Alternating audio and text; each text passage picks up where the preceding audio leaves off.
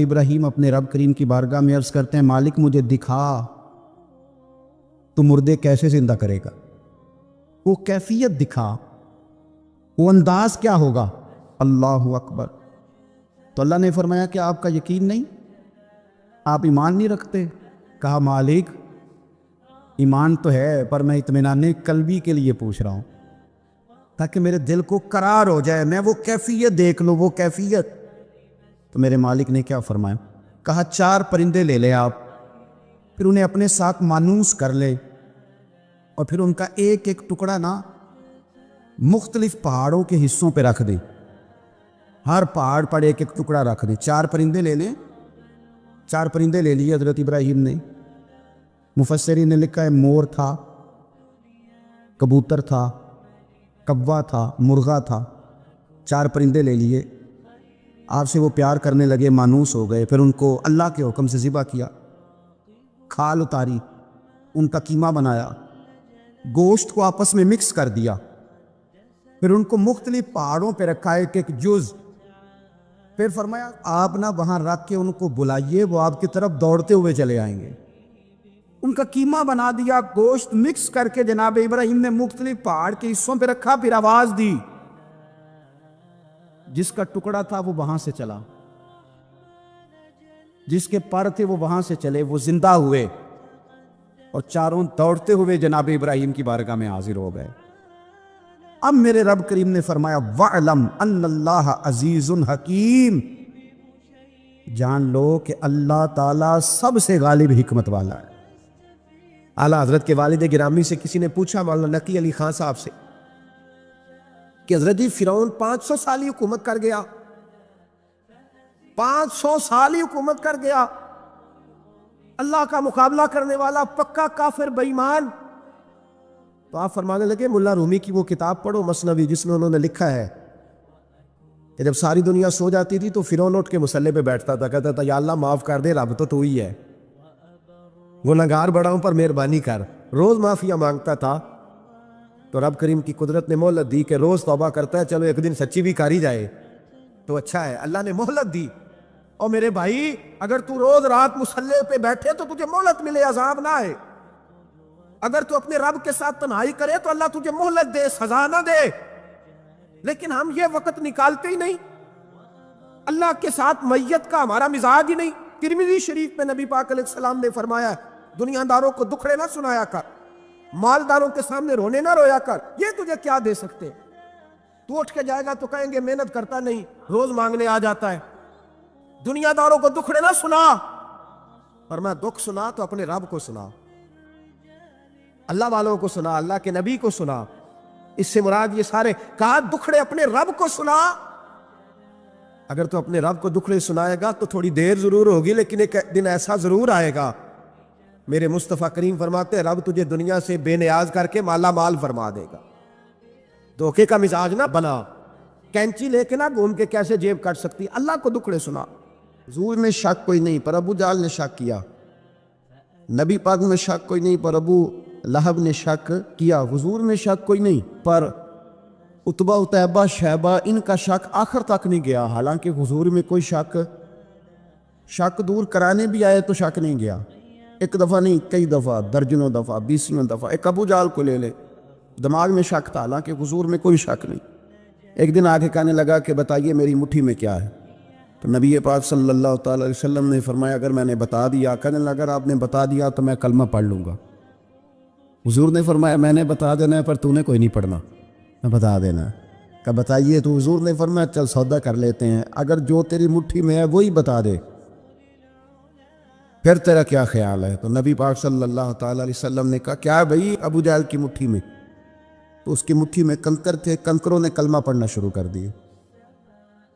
جب کنکروں نے کلمہ پڑھا، پتھر تھے وہ، انہوں نے کلمہ پڑھا، ابو جہل نے وہ کنکر زمین پہ پھینکے، کہنے لگا اوہو تیرا جادو تو پتھروں پہاڑوں پہ بھی چلتا ہے۔ اب جملہ کہنے لگا ہوں سمجھ لینا، ابو جہل گوشت کا آدمی تھا، کنکر پتھر تھے، پتھر کلمہ پڑھ گئے، گوشت پوشت کا آدمی تھا پر کلمہ، کیونکہ یہاں کیا تھا؟ شک، اس نے آگے نہیں بڑھنے دی، گوشت پوشت کا شخص ہو کے پتھروں سے آگے نکل نبی پاک صلی اللہ علیہ وسلم کی خدمت میں آیا.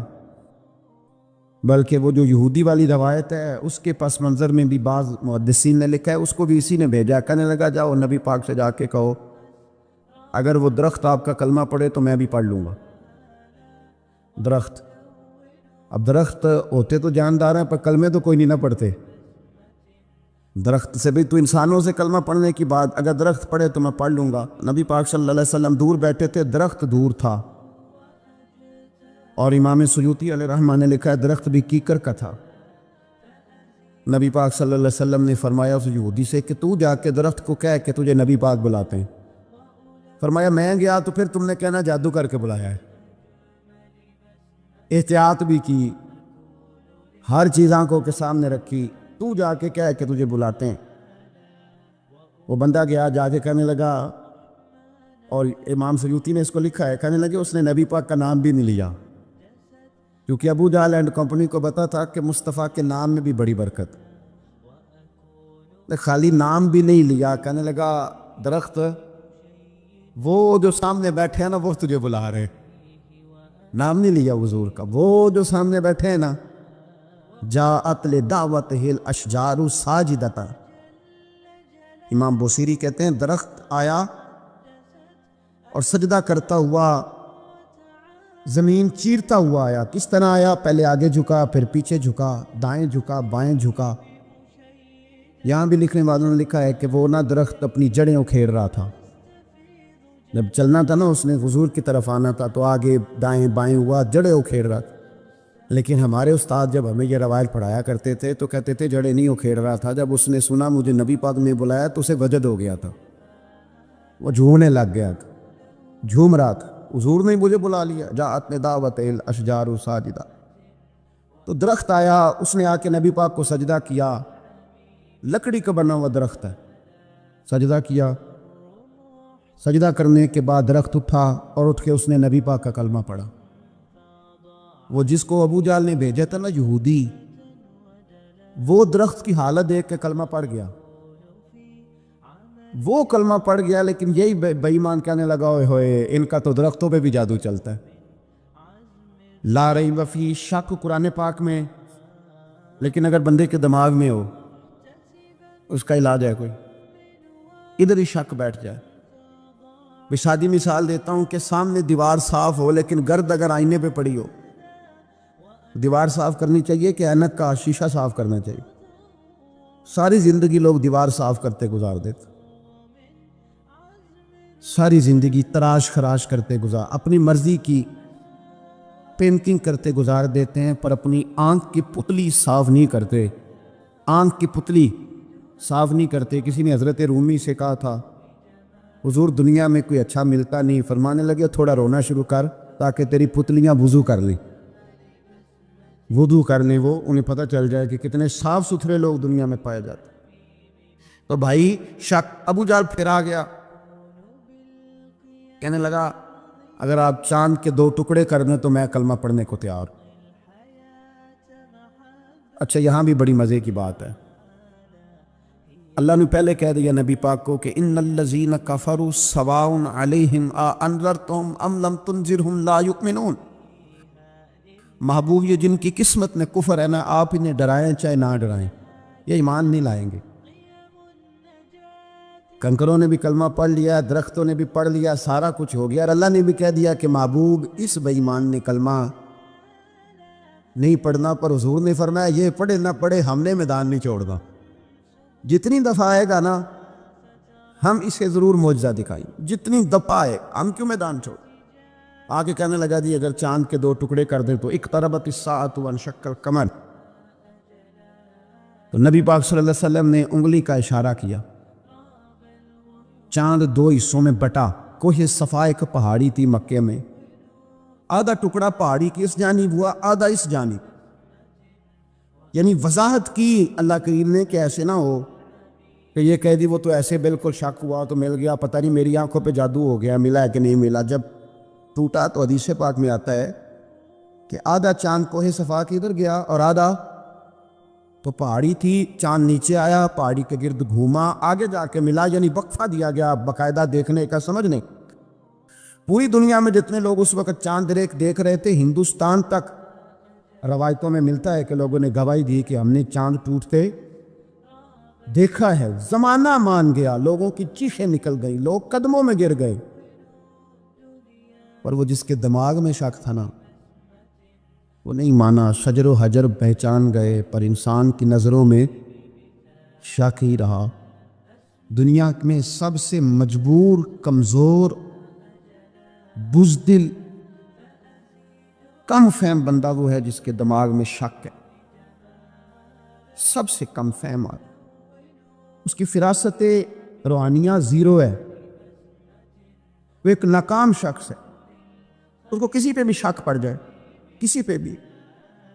हमने देखा है जो औरत अपने मर्द पे शक करने लग जाती है, उस घर का कोई इलाज ही नहीं होता। जो शिकवा करती है रोटी का, पैसों का, वो किसी दौर में मसला उसका हल हो जाता है। जो नाफरमान होती है उसका भी मसला किसी न किसी ज़माने में हल हो ही जाता है। ये जिसको शक पड़ जाता है ना, शक, उसका मसला क़यामत की सुबह तक हल नहीं होता। अगर मर्द को शक पड़ जाए, उसका मसला भी कभी ज़िंदगी में दोबारा हल, याद रखिए। ये जो शुकूक व शुबहात है ना, कुरान पूरा शुकूक व शुबहात का इजाला करता है।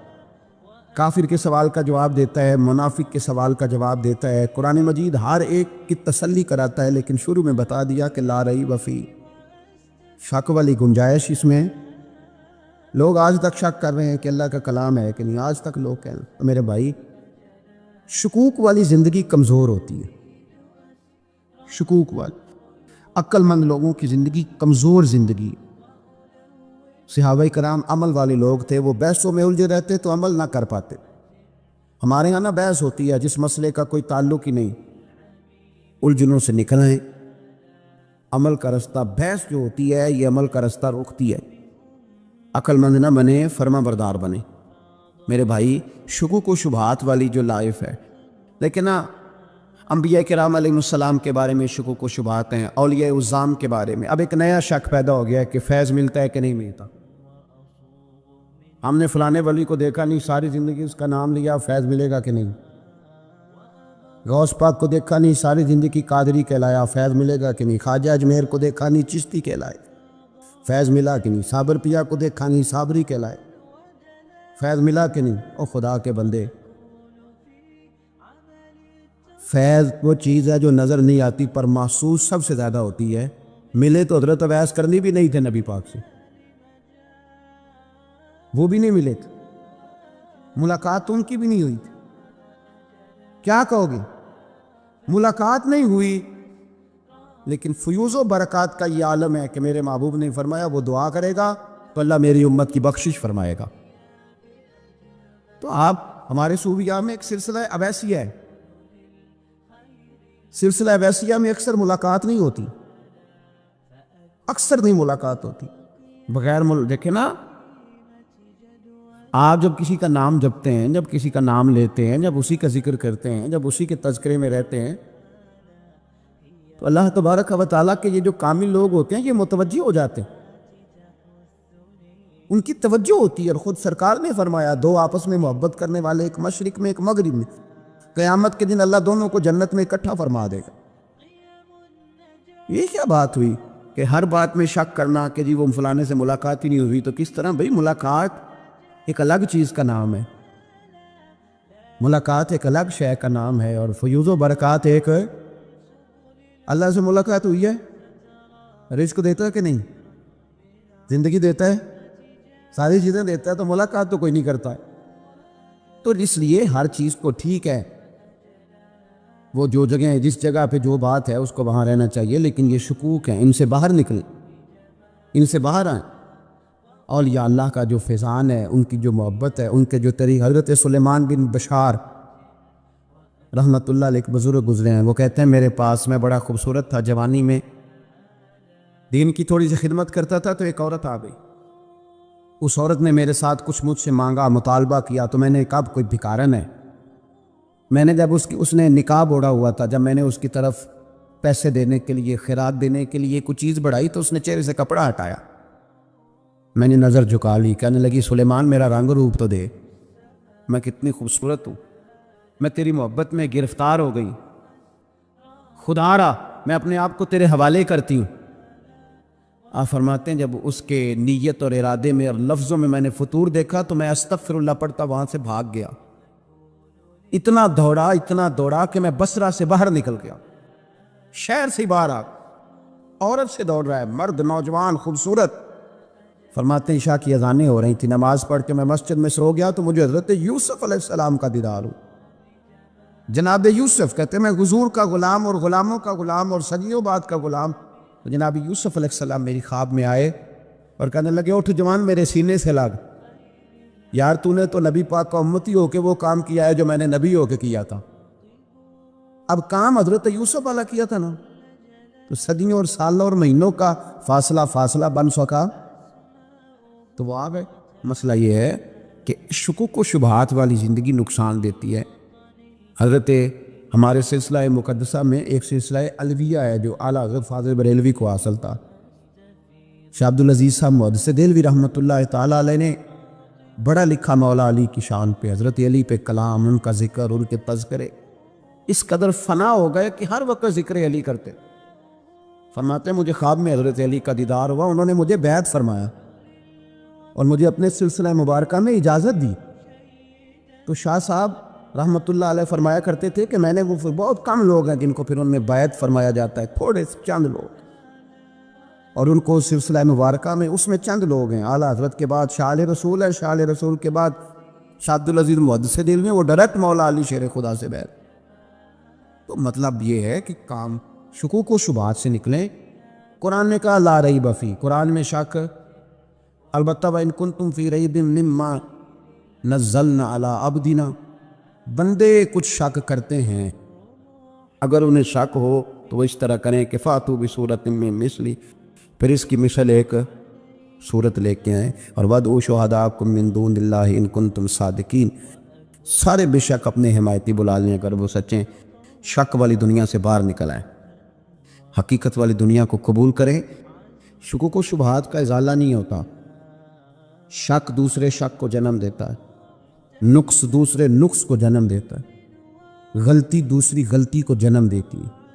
مشکلات آ جاتی ہیں، تکلیفیں آ جاتی ہیں، زندگی میں حادثات ہو جاتے ہیں جو آپ نہیں چاہتے، جس کا آپ نے کبھی تصور نہیں کیا ہوتا، وہ کام بھی کئی دفعہ ہو جاتا ہے۔ اب اس میں کرنا کیا ہے؟ اس کو کس اینگل سے دیکھنا ہے؟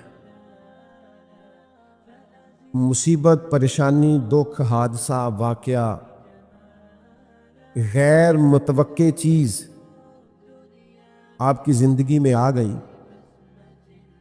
آپ توقع نہیں کر رہے تھے، آپ تو کسی اور چیز کے لیے تیار تھے، آپ کے تو ارادے کچھ اور تھے، لیکن کچھ حالات اور ہو گئے، آزمائش اور طرح کی ہو گئی، اور ایسی آزمائش ہو گئی جس کا آپ کا ذہن نہیں تھا کہ یہ بھی میرے لیے ہو سکتی ہے، یا آپ نے سوچا ضرور ہوا تھا کہ آزمائش آئے گی، لیکن اور چیزوں کو آپ سوچ رہے تھے، میں نے یہ ٹھیک کرنا ہے، میں نے یہ ٹھیک کرنا ہے، میں نے اس پر خیال رکھنا ہے، لیکن تکلیف نے، دکھ نے، آزمائش نے رستہ کوئی اور بنا لیا۔ تو اب یہ کیا ہے؟ ہم چونکہ متلاشی ہوتے ہیں سکون کے، راحت کے، کہ اب میں نے یہ ٹھیک کر لیا ہے، اب میں نے گھر بنا لیا، میرے بچے تھوڑے سیانے ہو گئے، فلاں کام میں نے آپ اپنے حساب سے اب درست سمت کرتے ہیں، لیکن یہ بیچ میں سے ایک مصیبت اور آ گئی، تو کس اینگل سے دیکھنا ہے؟ ترمذی شریف کی حدیث سنیے، نبی پاک علیہ السلام نے فرمایا رب جسے بڑا ثواب دینا چاہتا ہے نا، اسے بڑی آزمائش میں مبتلا کرتا۔ اور اگلے لفظ سنیں گے تو آپ اور خوش ہو جائیں گے۔ حضور فرماتے ہیں جب اللہ تعالیٰ کسی قوم سے محبت کرتا ہے نا، تو پھر انہیں آزمائش میں ڈال دیتا ہے، جو اس آزمائش میں رب سے راضی رہے نا، رب بھی اس سے راضی رہتا ہے،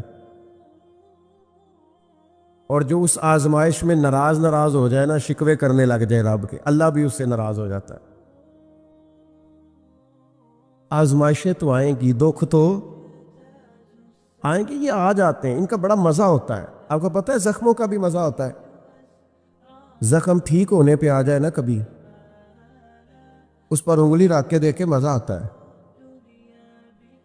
اس پر ہلکی ہلکی خارش کرنے کو جی چاہتا ہے زخم، لیکن اگر پکا ہو جائے نا تو مزہ دینے لگ جاتا ہے۔ زخموں کو پکا لو، زخموں کو پختہ کر لو، یہ مزہ دینے لگ جائیں گے۔ اگر آپ زخموں کو پکائیں گے نہیں، کچا زخم رشتہ ہے، لیکن پکا ہو جائے پھر مزہ دیتا ہے۔ تکلیف اگر آپ سمجھیں کہ میرے محبوب کی طرف سے آئی، ویسے محبوب پہ غصہ نہیں آتا، پتہ آپ کو؟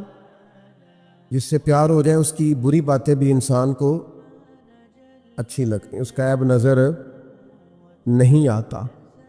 آپ کو کبھی یہ اندازہ ہو جائے نا کہ دکھ جو آیا ہے، تکلیف جو آئی ہے، راحت جو آئی ہے، کرم جو آیا ہے، عطا جو آئی، تو یہ آئی ہے محبوب کی طرف سے۔ یعنی دکھ آیا ہے، آیا کدھر سے ہے؟ اچھا چلے ٹھہرے، آپ رکے، میں بتاتا ہوں آپ کو۔ میں ایک دفعہ نا کچھ بیمار تھا زیادہ، اور منفرد بات یہ، انوکھی بات یہ کہ میرا ایک بچہ بھی بیمار تھا، اور اس پر تھوڑی سی مشکل یہ کہ کچھ چھوٹی موٹی ارد گرد کی پریشانیاں بھی تھیں، یہ تعمیری کام چل رہا ہے، فلانا کام چل رہا ہے، فلانا کام چل رہا ہے، تو سمجھ لیں 5 10 20 چیزیں اکٹھی ہو گئیں، تو میری طبیعت پر کچھ بوجھ بن گیا، دل تھوڑا سا وزن محسوس کرنے لگا، اور ذرا تھوڑی سی بے چینی اور اضطراب طبیعت میں پیدا ہونے لگا۔ یہ ان کے بعد آ جاتا ہے کبھی کبھی، تو اس کی تدبیریں، اس کے معاملات بھی میں دیکھ رہا تھا، لیکن تھوڑا سا نا زیادہ ذہنی طور پر میں اپنے آپ کو تکلیف میں محسوس کرتا تھا۔ تو ایک رات میں تسبیح میرے ہاتھ میں تھی، تو میں حسبنا اللہ و نعم الوکیل نعم المولا و نعم النصیر، اس کا میں وظیفہ پڑھ رہا تھا۔ تو پڑھتے پڑھتے میں نے نا سائیڈ چینج کی، رخ پھیرا۔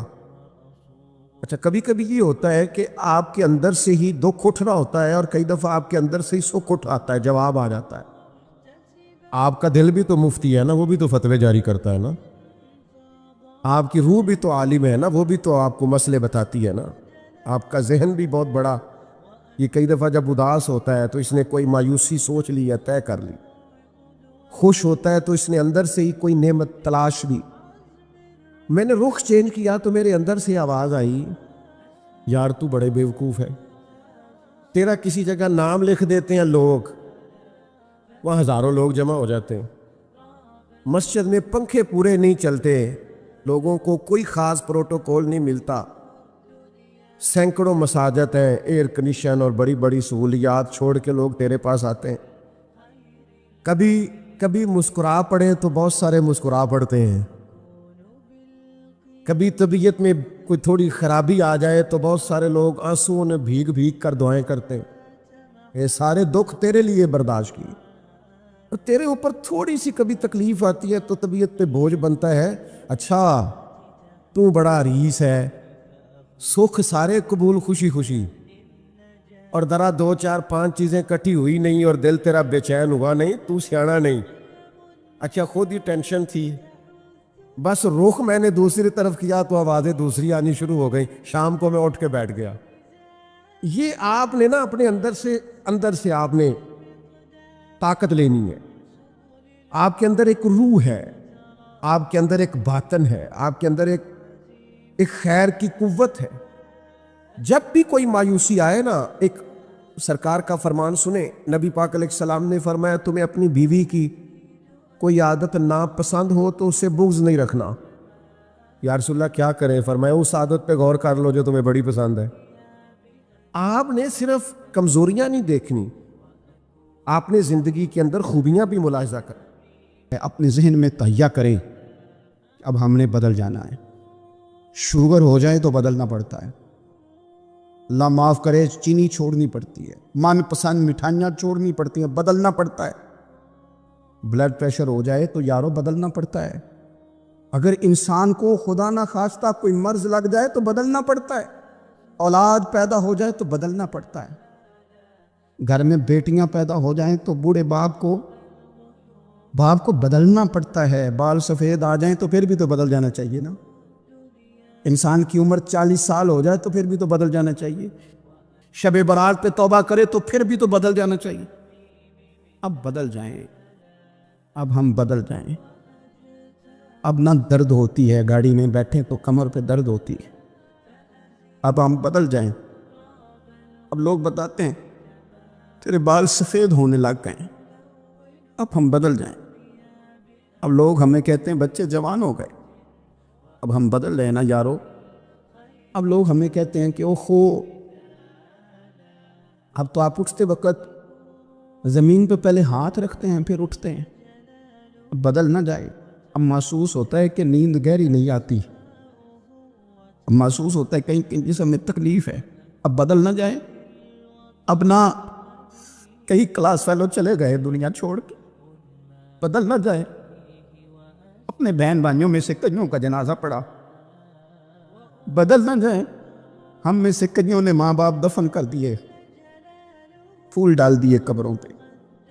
अब बदल जाएं। अब वक्त थोड़ा रह गया, अब कुछ तब्दीली की तरफ आए। अब तौबा सही वाली कर लें, अब इस्तिग़फ़ार दिल से पढ़ लें। अब तब्दील हो जाए, अब अपने अंदर बाहर कुछ तब्दीलियाँ लाएं, अब अपने ज़ाहिर और बातिन को संवारें। अब अल्लाह रसूल की बारगाह में जाना है ना, तो कहीं ऐसा ना हो शर्म आए हुजूर के सामने खड़े होते, हया आए नबी करीम की बारगाह में खड़े होते। अब कुछ तब्दीली लाएं। आज इरादा करें कि आज जो तौबा करेंगे वो सही वाली करेंगे। आज जो वहाँ इस्तिग़फ़ार करेंगे अल्लाह के हुजूर हाजिर होके तो वो सही वाला करेंगे। अब कुछ तब्दीली का मिजाज लाएं। और फिर एक और बात भी अर्ज़ करूँ, हमारे ज़ाती ताल्लुकात सारे धोखा हैं। हमारी जेबों में माल सारा धोखा है। हमारे बुलंदो बाग दावे सारे धोखा हैं। हमारे बड़े बड़े रुतबे सारे धोखा हैं। बड़े ताल्लुकात थे बेटे के, पर माँ बीमार थी तो उसे सेहत तो नहीं ताल्लुकात की वजह से मेरे से। बड़े ताल्लुकात थे ना बेटे के, लेकिन जब बीमारी जोर पकड़ गई तो फिर क्या कर सका कोई। बड़े ताल्लुकात थे, बड़ा पैसा था जेब में, बड़ा कुछ था, लेकिन जब जनाब इज़राइल आए तो फिर कोई कुछ भी ना कर सका। फिर अपने रह गए और जिसको जाना था वो सब चले गए। तो ये जितनी चीज़ें हैं ना, ये कुछ नहीं है, ये धोखा है। सच सिर्फ अल्लाह रसूल की ज़ात है, हकीकत सिर्फ दीन है, असल सिर्फ वो बारगाहें हैं। धोखे में ना जिंदा रहो। छोड़ दो ये बात करनी कि बड़े ताल्लुकात, छोड़ दो ये बात करनी कि बड़ा पैसा है, छोड़ दो ये बात करनी कि बरादरी कबीले इलाके में बड़ा, और कुछ भी नहीं है। कुल्लु मन अलैया फ़ान, हुए नामवर बेनिशां कैसे कैसे। देखो ज़मीं खा गई, नौजवान कैसे कैसे। मैं मौलाना नूरानी की कब्र पे खड़ा था तो मैं कह रहा था मकदूर हो तो खाक से पूछूं कि ऐ लईम, तूने वो गंज हाय गरा माया क्या किए। इतने इतने बड़े लोग तू ले गई, इतने इतने बड़े लोग, इतने इतने बड़े लोग कब्रों में किधर गए। सुल्तान मामूर गजनवी कहाँ हैं, शहाबुद्दीन गौरी कहाँ हैं। वो लोग जो मैदानों में आके सिर्फ उनका नाम लिया जाता था तो दुनिया कांप जाती थी, वो कहाँ गए। उठ गए सब लोग, चले गए, ख़त्म हो गया मामला। वक्त अब हमारी तरफ बढ़ रहा है, अब तेज़ी है। अब पैगाम अजल आया, कई हमारे इर्द गिर्द से उठा के ले गया। अब हमें भी तो वापस लौटना है ना, तो कुछ तैयारी कर लें, कुछ इरादा कर लें। और बारगाह रब रसूल की इस तरह की है कि बस जाने की देर है, बस सिर्फ जाने की देर है, सिर्फ जाने की। और अल्लाह रसूल की बारगाह दोस्तों वो वाली है कि जहाँ ना ज़्यादा मिन्नत भी नहीं करनी पड़ती। वो जो 4-5 लोग थे ना मक्का मुकरमा में, इन्होंने बहुत ही इस्लाम की मुखालफत की हद कर दी थी। उनके लिए हुक्म हुआ था जहाँ मिले कत्ल कर दो। इकरमा थे, इब्ने ख़तल थे, कुछ और लोग थे। तो पता है उनको किसी ने मशवरा क्या दिया था? किसी काफिर ने मशवरा दिया, पर पता सलाह क्या दी थी? उसने कहा था तुमने बड़ी ज़्यादतियाँ की हैं, बड़े बेअदब हो, किसी सहाबी के काबू ना आना, मार दिए जाओगे। अपनी ख़ताओं के सबब से तुम मार दिए जाओगे, लेकिन अगर किसी तरीके छुपते छुपाते रसूल पाक की बारगाह में पहुंच जाओ ना, अगर वहां किसी तरीके चले जाओ। उन्होंने पूछा معافی کیسے مانگیں گے؟ منہ کیسے دکھائیں گے؟ ہم نے اتنے ظلم کیے، اتنی زیادتیاں کی، کیسے معافی مانگیں گے؟ تو کہنے والے نے کہا کہ نہیں کچھ نہیں، تم بس کہہ دینا ہم آ گئے، اس سے زیادہ تو بات ہی کوئی نہیں، اتنا ہی تو صرف کہنا ہے آ گئے، اور نہ آتے تو جاتے بھی کہتے، بس تم اتنا کہہ دینا ان العبد اذا اعترف ثم تاب تاب اللہ علیہ۔ نبی کریم علیہ السلام نے فرمایا بندہ جب آ کے کہتا ہے نا یا اللہ میں بھول گیا تھا، غلطی ہو گئی، ان العبد اذا اعترف، مان جو گیا ہوں، مان جو گیا، غلطی ہو گئی، جب کہتا ہے نا میں بھول گیا، ثم تاب، پھر وہ توبہ کرتا، تاب اللہ علیہ، اللہ دیر کرتا ہی نہیں، فوراً توبہ کو قبول فرما لیتا۔